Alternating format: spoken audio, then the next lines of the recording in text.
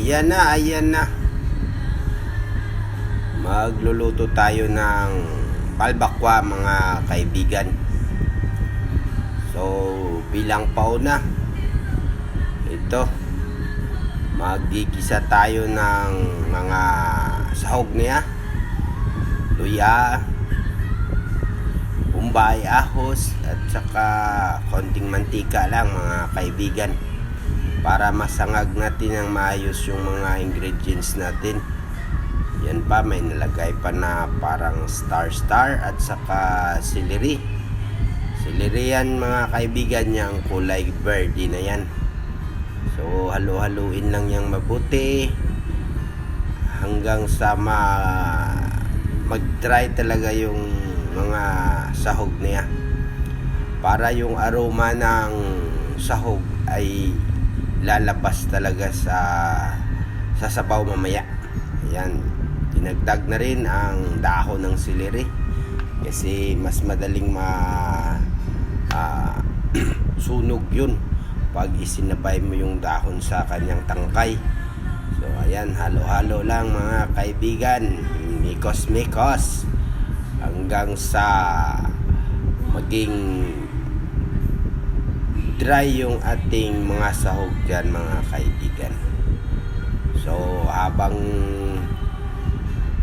hinahalo-halo lang natin ng mabuti, at siyempre para pag higop natin ng sabaw niya mamaya, siguradong mabango talaga ito, mga kaibigan.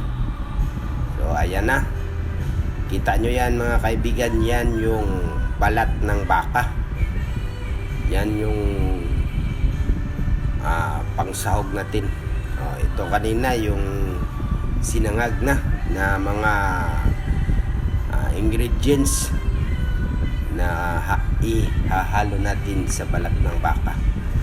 So tingnan nyo, mga kaibigan, mabuti kung ano-ano yung mga kailangang sahog sa isang masarap na sabaw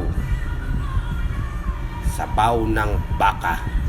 Balat lang nga lang, pero zino-zoom ko yan, mga kaibigan, para magiging detalyado yung mga sahog ng ating masarap na sabaw. Okay, siyempre hindi mawawala yan dyang pampalasa. Siyempre beef cubes yan, mga kaibigan. Ayan na, kita nyo na, muntik na masunog, oh. Hapit na talaga, konti na lang. Ayan na, nilagay na yung balat ng baka. Ayan, halo-halo. Kailangan, mga kaibigan,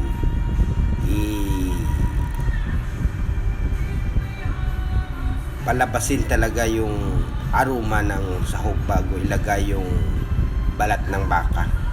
At siyempre, huwag tumigil sa paghalo-halo niyan, kasi didikit yung balat ng baka sa kawali, kasi alam nyo na, masusunog yun dahil konti lang talaga yung mantika niya.